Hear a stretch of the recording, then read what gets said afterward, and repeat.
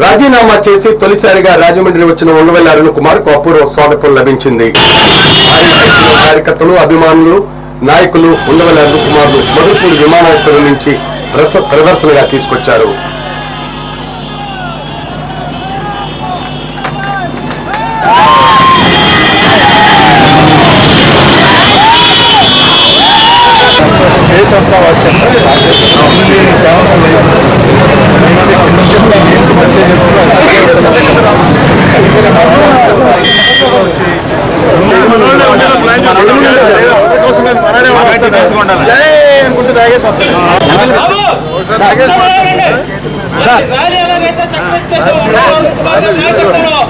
సాయంత్రం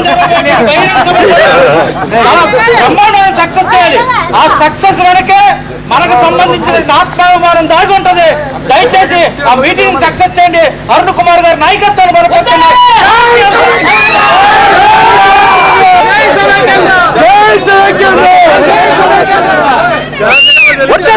అరుణ్ కుమార్ గారి నాయకత్వం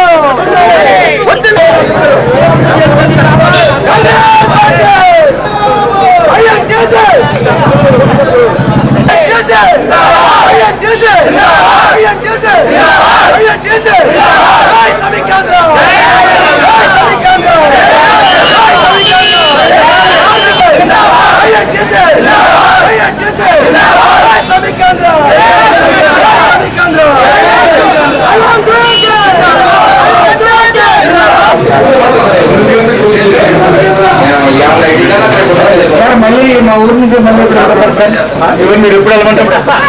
జై Samaikyandhra,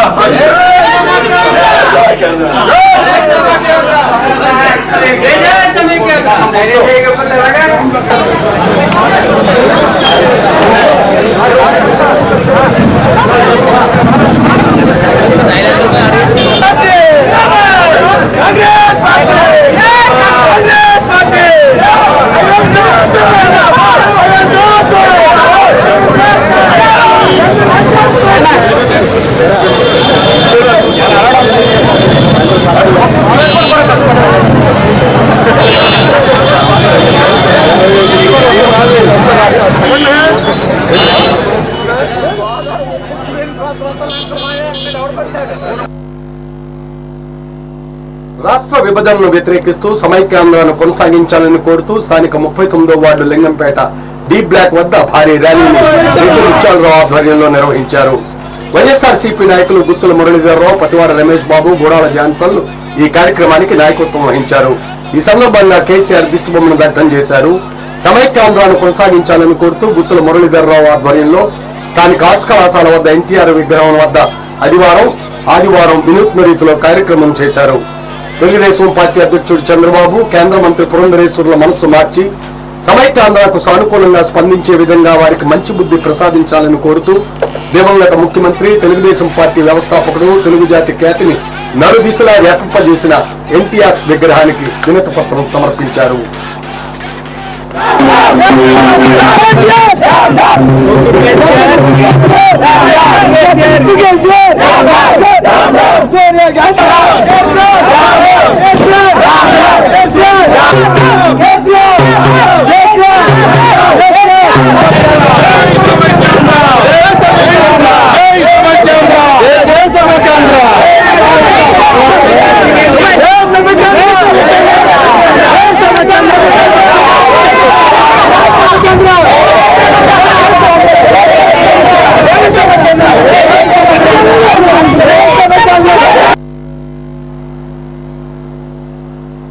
Rajahmundry Shyamala centre main road లో సమైక్యాంధ్రకు మద్దతుగా యాంకర్ చోటు 24 గంటల నిరవధిక నిరాహార దీక్ష ప్రారంభించారు.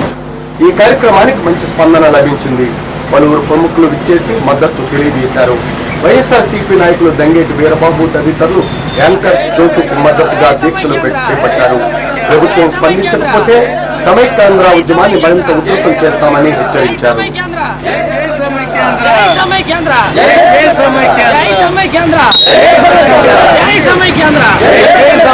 సమైక్యాంధ్ర అనేది ఆ నినాదం ఢిల్లీ వరకు వినిపించేలా మేము చెయ్యాలని మన రాజమండ్రి నగర యువత తరపు నుంచి యువత అందరికీ కూడా ఈరోజు నేను వాళ్ళ తరపున నిరసన తెలియచేస్తూ నేను ఈ కార్యక్రమాన్ని చేపట్టడం జరిగింది. ఇంకొకటి ఏంటంటే కేసీఆర్ వ్యాఖ్యలు చాలా తీవ్రంగా ఖండించదగినవి. ఎందుకంటే అక్కడ ఉండేటటువంటి ఆంధ్రుల మీద మీరు వెళ్ళిపోవచ్చు అని చేసినటువంటి వ్యంగ్యంగా చేసినటువంటి వ్యాఖ్య చాలా బాధ కలిగించింది. కేసీఆర్ నీకు ఇదే ఇంకొకసారి ఆంధ్రులకు ఇబ్బంది కలిగించేటటువంటి వ్యాఖ్యలు మాట్లాడితే నేను నాలుగు తగ్గొస్తామని చెప్పేసి మన రాజమండ్రి నగర యువత తరపు నుంచి నేను చేస్తున్నటువంటి నిరాకరణ తరపు నుంచి నేను కోరుతున్నాను. నిన్న రోజున చూస్తుంటే కేసీఆర్ మాటలు యువతలోనే కాదు అందరిలోనే కూడా వ్యతిరేకంగా వచ్చేట్టుగా ఉంది. ఎందుకంటే అక్కడ ఉన్న మన ఉద్యోగస్తులు కానివ్వండి, ప్రజలు కానివ్వండి, సమైక్య వాదులు ఇక్కడ ఉండకుండా తరిమి కొడతామని చెప్పి కేసీఆర్ చెప్పడం జరుగుతుంది. కాబట్టి ఇప్పటికైనా మన నాయకులు బుద్ధి తెచ్చుకొని రాష్ట్రాన్ని సమైక్యంగా ఉంచే విధంగా కృషి చేయాలని చెప్పి Rajahmundry mini goods auto owners and workers association గౌరవ అధ్యక్షులు నరమ గోపాలకృష్ణ ఆధ్వర్యంలో సమైక్యాంధ్రకు మద్దతుగా ఆటో ర్యాలీ నిర్వహించారు. ఈ ర్యాలీలో president Vasant Shetty Bujji, vice president Muchchala Ramprasad, secretary Bhavani Srinu, Veerababu, Lakshmi Ganapathi, mini goods auto owners workers పాల్గొన్నారు.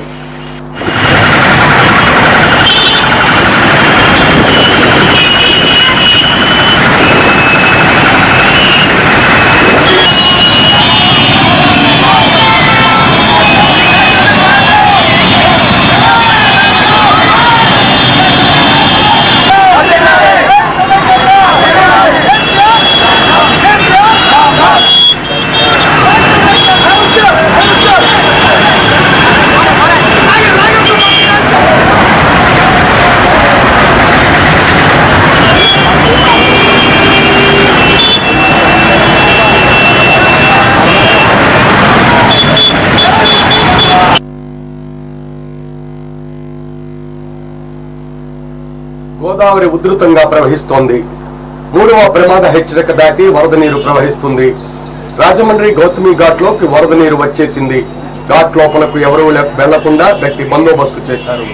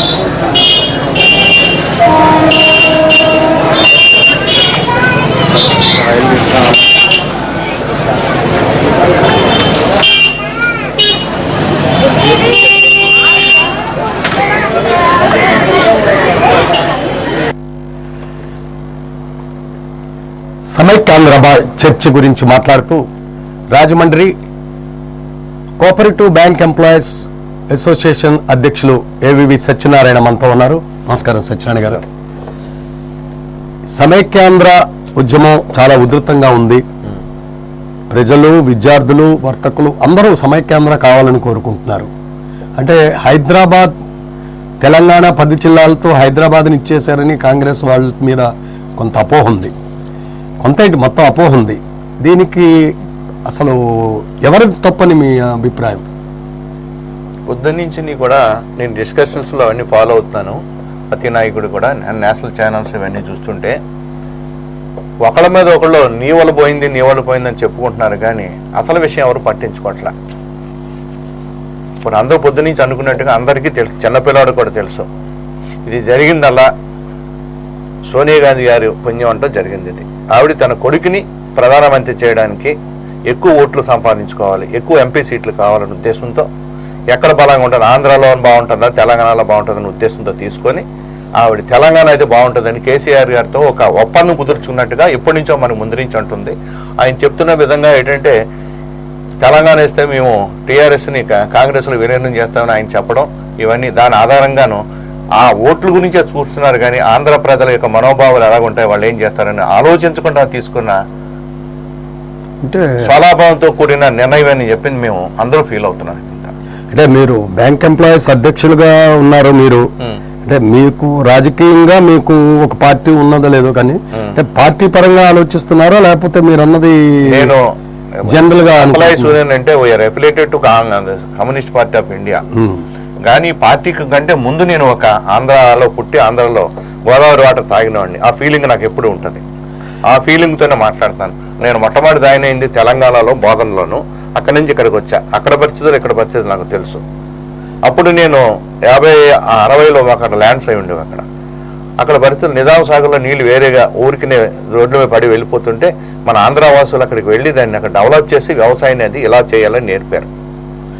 అటువంటి నిజామాబాద్ జిల్లా ఇప్పుడు సస్యశ్యామలం అయిందంటే అది ఓన్లీ తూర్పుగోదావరి జిల్లా, గుంటూరు, కృష్ణా నుంచి వెళ్ళిన వ్యక్తులు. అంటే నేను అక్కడ ఉన్నాను కాబట్టి నాకు అవి తెలుసు. అక్కడ నుంచి ల్యాండ్స్ ఉన్నాయి మాకు అక్కడ.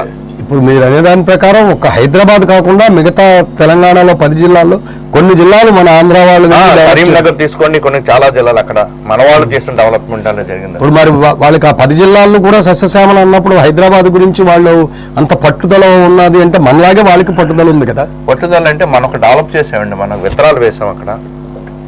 నాకు తెలుసు, నా ఊహ తెలుసు. 78లో నేను సిండికేట్ బ్యాంక్ లో జాయిన్ అయినప్పుడు బోధనకు వెళ్ళాలంటే ఎంతో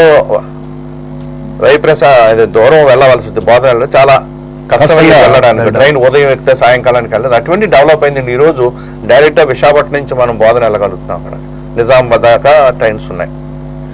అంటే నిజామాబాద్ దాకా డెవలప్ అయింది. కానీ నిజామాబాద్ కంటే ముందు హైదరాబాద్ ని చాలా మనం వ్యాపార రంగంలో కానీ అన్ని రకాలుగా ఇండస్ట్రీస్లో కానీ అన్ని డెవలప్ చేయడం జరిగింది. ఎందుకంటే హైదరాబాద్ మనదే మన ఊరే అని చెప్పి ప్రతిదానికి ఏది వచ్చినా సరే మన హైదరాబాద్ ఉంటాం, వెళ్ళిపోతాం. ప్రతిదానికి హైదరాబాద్ ఏం లేదు ఈ రోజు. అంతే. ఒక బ్యాంక్ ఎంప్లాయీగా ఒక బ్యాంకు దాంట్లో మీకు బాగా తెలుస్తుంది. ఇప్పుడు హైదరాబాద్ లో వ్యాపారం పెడతానంటే బ్యాంకులన్నీ కూడా పెద్ద పెద్ద బ్యాంకులు రుణాలు ఇస్తుంది. అవును, క్యాపిటల్ కాబట్టి అక్కడ మంచి బాగుంటాయి కదా. ఇప్పుడు సపోజ్ ఆంధ్ర విడిపోయి వేరే దానికి వస్తే కూడా అట్లాంటి రుణాలు ఇవ్వడానికి అవకాశం ఉంది. అప్పుడెక్కడ వస్తుంది? ఇక్కడ డెవలప్మెంట్ అవ్వాలి 10 ఏళ్ల తర్వాత. అప్పుడు ఎవరు ఉంటారో ఏంటో తెలియదు కదా. ఇప్పుడు ఆల్రెడీ డెవలప్మెంట్ అయిపోయిన సిటీ అది హైదరాబాద్. అవును, మీరు చెప్పినట్టుగా 1978లో డెవలప్ అవ్వలేదు, తర్వాత డెవలప్ అయింది. అట్లాగే ఇప్పుడు మనకు 10 సంవత్సరాల లోపల ఉమ్మడి రాజధానిగా పెట్టుకుని డెవలప్మెంట్ చేసుకుంటే ఇక్కడ కూడా బ్యాంకుల ద్వారా లేకపోతే ఉపాధి ద్వారా పెరగడానికి అవకాశం ఉందంటారా? కష్టం అవుతుంది. 10 సంవత్సరాలు అంటే అప్పటికి ఎంత జరుగుతుందండి ఇది? మరి ఎప్పుడైనా అంటే అలా కాదు, ఇన్విటబుల్ అయినప్పుడు తప్పదు వేరు. కానీ మనం మనదనుకుని అక్కడ డెవలప్ చేసి మన సర్వశక్తులు అక్కడ పెట్టి వచ్చినప్పుడు మళ్ళీ ఇక్కడ మనం రావడానికి ఏమవుతుంది? ఇందాక నేను దాంట్లో చూశాను, ఇది బాలాదేశ్ గారి అబ్బాయిది. అప్పట్లో మేము అక్కడ హైదరాబాద్లో ఉన్నప్పుడు ఈ మూమెంట్ కోసం మలక్పేటలో ఉన్నప్పుడు ఈ తెలంగాణ మూమెంట్ వచ్చినప్పుడు 5,000 అమ్మేసుకొని ఇల్లు రావాల్సి వచ్చింది. ఇప్పుడు అదే పరిస్థితి అక్కడ కలుగుతుంది. అక్కడి నుంచి ఇక్కడికి వస్తే అమ్మబోతే అడవి కొనబోతే కొరువు అన్నట్టు అక్కడ అమ్మితే ఇప్పుడు ఏ రేట్లు వస్తాయి మనకి, ఇక్కడ ఎలా ఉంటుంది ఇప్పుడు మనకి? అంటే ఇప్పుడు ఎదురు చూడాలి కదా. ఇప్పుడు కోఆపరేటివ్ బ్యాంకులు మీరు ఉన్నది, కోఆపరేటివ్ బ్యాంకులు, ఈ కోఆపరేటివ్ బ్యాంకులు ఆంధ్ర అంతా అంటే హైదరాబాదు, కరీంనగర్ మొత్తం అర్బన్ బ్యాంక్స్ అర్బన్ బ్యాంక్స్. ఈ అర్బన్ బ్యాంక్స్ సపరేట్ అయిపోతే రెండు రాష్ట్రాల కింద సపరేట్ అయిపోతే ఈ అర్బన్ బ్యాంక్స్ మనోగతి ఏమవుతుంది? అర్బన్ బ్యాంక్స్ పురోగతి ఏ విధంగా ఉంటుంది? అసలు కుంటుపడుతుంది కదా. అలాగనే డెవలప్మెంట్ ఆగిపోతాయి కదా. అంటే ఇప్పుడు అర్బన్ బ్యాంక్స్ కి ఇప్పుడు ఇక్కడ నుంచి అర్బన్ బ్యాంక్సే కాదు, రాజమండ్రి బ్యాంక్ ఎంప్లాయీస్ దాన్ని ఆల్ నేషనలైజ్డ్ బ్యాంక్స్ అన్ని కూడా నేను సమన్వయకర్తనే. అవన్నీ కూడా వాటి మీద వీటి మీద నాకు అవగాహన ఉంది. అదే ఇప్పుడు మేము అడిగేది అంటే నా క్వశ్చన్ ఏంటంటే బ్యాంకులు ఇప్పుడు మొత్తం రెండు రాష్ట్రాల కింద విడిపోకముందు ఇప్పుడు ఒక రాష్ట్రం ఉంది కాబట్టి మనకి బ్యాంక్ సెక్టర్ బాగుంది. రెండు విడిపోయినప్పుడు ఇక్కడున్న లాభాలు అక్కడ నష్టాలు వచ్చినా, అక్కడ నష్టాలు వచ్చి ఇక్కడ లాభాలు వచ్చినా ఈ రెండు సమన్వయం అవుతున్నాయి. ఇప్పుడు సడన్ గా రెండు రాష్ట్రాల కింద విడిపోతే ఇప్పుడు అక్కడ అర్బన్ బ్యాంకులు ఉన్న వాటికి నష్టాలు వచ్చిందనుకోండి, ఫండ్స్ రాకపోవడం వల్ల, లేకపోతే FDR లేకపోవడం వల్ల, లేకపోతే ఇచ్చిన లోన్స్ రికవరీ ఆల్రెడీ అక్కడ డెవలప్ అయిపోయింది కదా తెలంగాణ అంతా కూడా. విడిపోతే మనకి మరి ఇప్పుడు కూడా విడిపోవడం వల్ల ఇద్దరికి ఉభయులకి నష్టమే. కలిసి ఉంటే లాభం, కల సుఖం అది అన్నారు. దానివల్ల ఎప్పుడు డెవలప్మెంట్ అవుతుంది. మరి 1973లో మీరు 73 జయాంధ్ర మూమెంట్ లో మీరు పాల్గొన్నారు. అవును. అప్పుడు నా సోదరుడు మన ఎంపీ గారు అరుణ్ కుమార్ కూడా మన జూనియర్ క్లాస్మేట్ గన్నికృష్ణ గారు కూడా గన్నికృష్ణ క్లాస్మేట్. అరుణ్ కుమార్ ఇంటర్మీడియట్ లో గన్నికృష్ణ డిగ్రీ క్లాస్మేట్ అందరితో ఉండడం అప్పుడు మనం జయాంధ్ర కూడా మాతో ఉన్నారు కదా. అదే అందుకనే మనం అప్పుడు జయాంధ్ర మూమెంట్ అని చేసాం. అప్పుడు మనం మనకు ఆంధ్ర విడదీద్దు అని చెప్పి వెళ్ళాం. అప్పటికి ఇప్పటికి ఎంత డెవలప్మెంట్ అని మీరు ఆలోచిస్తున్నారు? చాలా డెవలప్మెంట్ కదా అప్పటికి ఇప్పటికి ఎంతకున్నాం. ఇప్పుడు 73కి అప్పుడు వేరు, ఇప్పటికి చాలా చాలా డెవలప్మెంట్ ఉంది.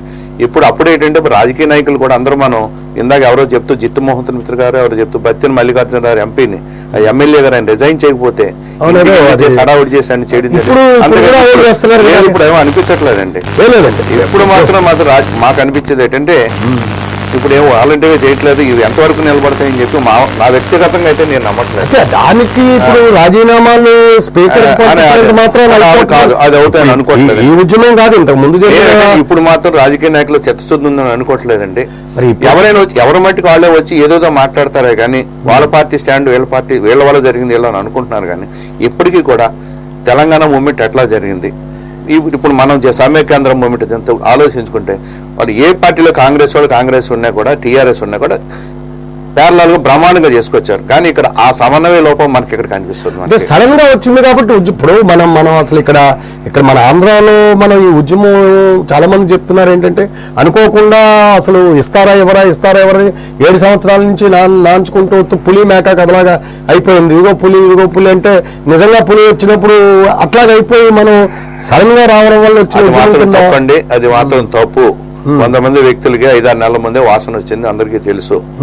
ఇవ్వబోతున్నారని తెలుసు. తెలుసు వాళ్ళు పరవలో పెట్టి చెప్పలేదు. పార్టీ పరంగా పార్టీ పెద్దలందరికీ తెలుసు. కొంతమంది పార్టీ వాళ్ళు అడ్వాన్స్ గా ముందు రిజైన్ చేశారంటే వాళ్ళు తెలియకుండా ఎలా జరిగింది. ఇప్పుడు మనకి ఒక బ్యాంకులో పనిచేస్తూ నాలెడ్జ్ ఉన్న పర్సన్ మనకి అన్ని అర్థమవుతున్నాయి, ఇక్కడ ముందే తెలుస్తున్నాయి. ఇక్కడ ఊహించుకునే జరుగుతున్న పరిణామాలే, సడన్ గా రాలేదు. ఒక అధికార పార్టీ వాళ్ళు మాత్రం వాళ్ళకి ముందే తెలుసు. ఇప్పుడు మీ బ్యాంక్ ఎంప్లాయీస్ యూనియన్ తరఫున ఈ దీంట్లో భాగంగా మాకేమవుతుంది ఆంధ్రప్రదేశ్ లో మేమంతా కూడా ఆంధ్రప్రదేశ్ బ్యాంక్ ఎంప్లాయీస్ ఫెడరేషన్ అని చెప్పి మా యూనియన్ అంతా ఆ గొడవ కింద మేము ఉంటాం. మేము ఇప్పుడు ఏమవుతుంది మళ్ళీ తెలంగాణ అంటారు, ఆంధ్ర అంటారు, 2 యూనియన్లు కన్నా అవుతాయి. మళ్ళీ ఇప్పుడు ఏదైనా సరే అన్ని స్ప్లిట్ వస్తుంది, 2 అవుతాయి. మళ్ళీ ఆ స్టేట్ ఈ స్టేట్ అంటారు. మళ్ళీ ఇప్పటికే ఉన్న బార్గెనింగ్ కెపాసిటీ యూనియన్స్ అన్ని పోయి ఇప్పుడు విడిపోవడం వల్ల మళ్ళీ బార్గెనింగ్ కెపాసిటీ పోతాయి. అక్కడ మళ్ళీ ఒక జోనల్ ఆఫీస్ పెడతారు, ఇక్కడ జోనల్ ఆఫీస్ పెడతారు. మళ్ళీ అన్ని కూడా ఎంప్లాయ్మెంట్ కూడా ఏమైనా డిఫరెన్స్ వస్తుందండి? ఎంప్లాయ్మెంట్ అంటే ఇప్పుడు బ్యాంక్ ఎంప్లాయీస్ మా దగ్గర స్టేట్ గవర్నమెంట్ కి సెంట్రల్ గవర్నమెంట్ కి పబ్లిక్ సెక్టర్ అండర్టేకింగ్ దగ్గర గుర్తులకి ఆల్ ఇండియా లెవెల్ లో ఎక్కడైనా పని చేయాలి కదా. స్టేట్ ఉందంటే అలా కాదు కదా, ఏమవుతారు వెనకబడతారు. మళ్ళీ అక్కడ ఇప్పుడు అన్ని కూడా ఏమవుతున్నాయంటే బిఎస్ఆర్బి టైప్ లోను దాని రిక్రూట్మెంట్ ఉంది, IBPS దాంట్లో రిక్రూట్ చేసుకుంటున్నారు. అవి ఎవరైతే మన సైడ్ లో బాగా కష్టపడతారు కాబట్టి మన దానికి ఉద్యోగాలు వస్తాయి. ఇప్పుడు ఏమవుతాయి స్టేట్ వైజ్ విడతీస్తారు. విడతీయలేదు ఏమవుతాయి చాలా మంది ఇప్పుడు మాకు ఎప్పటి నుంచో లేవు కాబట్టి మా కోట అని చెప్పి అక్కడికి వెళ్ళిపోతాయి. అంటే మెరిట్ దెబ్బతింటది. అంటే నేను అడిగేది ఇప్పుడు మీకు ఇప్పుడు ఈ మధ్య కాలంలో బ్యాంక్ ఎంప్లాయీస్ ని రిక్రూట్మెంట్ చేసుకోవడానికి వేలాదిగా అంటే ఆల్ ఇండియా బేస్ లో అనుకోండి. ఇప్పుడు మనకు ఆల్ ఇండియా బేస్ లో వచ్చినప్పుడు బ్యాంకులు కూడా రాష్ట్రంలో ఇన్ని బ్రాంచెస్ ఓపెన్ చేయాలి, ఇన్ని రూరల్ బ్రాంచ్లు ఉండాలి. పెద్ద బ్యాంకులు నేషనలైజ్డ్ బ్యాంకులు ఇన్ని రూరల్ బ్యాంకులు ఓపెన్ చేయాలి, ఇన్ని చేయాలని ఉంది. ఆల్రెడీ మనకి కొన్ని చోట్ల అన్ని బ్యాంకులు వచ్చేసాయి.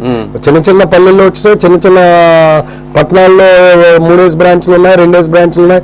దీంట్లో కొన్ని కాంపిటీషన్లు వస్తున్నాయి, అన్ని వస్తున్నాయి. ఈ పరిస్థితుల్లో రాష్ట్రం 2గా విడిపోతే అన్ఎంప్లాయ్మెంట్ కూడా పెరగడానికి అవకాశం ఉంది కదా అంటున్నాను. పెరుగుద్ది కదండి. మనవాడు కూడా ఆంధ్ర ప్రాంతానికి మనవాడు ఎందుకంటే మనవాడు మెరిట్ లో కానీ చదువుకుంటారు, కష్టపడి ఎక్కువ కాంపిటేటివ్ ఎగ్జామ్స్ లో మనం సెలెక్ట్ అవుతుంటారు. దీనివల్ల ఏమవుతుందంటే రాష్ట్రం విడిపోవడం వల్ల మనకి ఇక్కడ కాంపిటీషన్ ఇంకా ఎక్కువ పెరుగుద్ది. IBPS ఎన్ని దాంట్లో మనవాడు చూసుకుంటే ఒక రకంగా చూస్తే కష్టపడుతున్నారు, ఎక్కడెక్కడికి వెళ్ళి నంద్యాల అటువంటి ప్లేసులకి వెళ్ళి ట్రైనింగ్ అయ్యి వచ్చి ఎక్కువ మంది రిక్రూట్ అవుతున్నారు. ఇప్పుడు ఏమవుతాయి అన్ని కూడా కష్టపడ్డ వాళ్ళు ఇక్కడ వెళ్తున్నారు. రేపు రాష్ట్రం విడిపోవడం వల్ల మళ్ళీ ఏంటంటే కోటాలు పెడతారు. మళ్ళీ కోటాలలో ఇక్కడ ఉన్నవి మళ్ళీ తగ్గిపోతాయి, తగ్గిపోతాయి మళ్ళీ. అంటే మనకు వచ్చే కోట తగ్గిపోతాయి మళ్ళీ. అది కూడా ఉండదు, కోటాలు కూడా ఖచ్చితంగా స్టేట్ మెరిట్ ఉండదు. మొత్తానికి వాళ్ళకి ఉన్న తక్కువ నాలెడ్జ్ ఉన్న వాళ్ళు కూడా ఉద్యోగాలు ఎక్కువ వస్తాయి. అంటే ఇప్పుడు మనకి ఎంప్లాయ్మెంట్ వచ్చేవాడు బ్యాంక్ ఎంప్లాయ్మెంట్స్ వచ్చేప్పుడు ఇది వస్తుంది, వస్తుంది మళ్ళీ డెఫినెట్ గా. అన్నింటిలో వచ్చినప్పుడు మన ఐటీ రంగం ఉంది, ఐటీ రంగం అక్కడ ఉంది హైదరాబాద్ లో. ఇప్పుడు ఏదైతే నా పిల్లలు ఉన్నారు అక్కడికి వెళ్ళారు, ట్రైనింగ్ అవ్వడం కానీ దేనికి అవడం కానీ ఏదో సంపాదించుకోవడం జరుగుతుంది. ఇప్పుడు లేదు కదా, ఇప్పుడు ఎక్కడికి వెళ్తారు ఇప్పుడు? అంటే ఇక్కడ కూడా మార్కెటింగ్ అంటే అఫ్ కోర్స్ ఐటీ సైట్ ఎప్పుడు అవుతుందండి, ఎప్పుడు డెవలప్ అవుతుంది? ఎప్పుడు డెవలప్ అవుతుంది? 10 ఏళ్ళకి ఎప్పటికీ ఈ రోజు ఎక్కడ అవ్వలేదు. ఈ కర్నూలు అంటున్నారు, ఒంగోలు అంటున్నారు, గుంటూరు అంటున్నారు. గుంటూరు ఎప్పుడు పెడతారు, ఎప్పుడు అవుతుంది, ఎప్పుడు కడతారు, ఎప్పుడు అవుతారు? మనం కడితే రావాలి కదా. ఐటీ అన్నది మనకి మన చేతిలో ఉండేది, ఇంటర్నేషనల్ మార్కెటింగ్ అది రావాలి. అదంతా ఎప్పుడు అవుతుంది? అది ఇప్పుడు మీరు లోన్లు ఉన్నారు ఈ రోజుల్లో తయారీ కూర్చొని ఇంజనీర్స్ లక్షల కొలది రెడీగా ఉన్నారు. వాళ్ళ పరిస్థితి ఏంటి? అంటే అది డ్యూ కోర్స్ లో జరిగేది. ఇప్పుడు డ్యూ కోర్స్ అండి, 10 ఏళ్ళు కదా మీరు అనుకున్న 10 ఏళ్ళు డెవలప్ అవ్వాలి. ఇల్లు ఒకడేమో కేసీఆర్ ఇప్పుడే భయపెట్టడం మొదలెడుతున్నారు. అది ఆంధ్రాలో లేదు, ఆప్షన్ లేదని చెప్తాడు ఆయన. అది గవర్నమెంట్ ఎంప్లాయీస్ గురించి చెప్తున్నాడు. అనుకో ఏదైనా వస్తుంది రేపు, ఇదేమైనా ఉంది దేనికైనా వస్తుంది.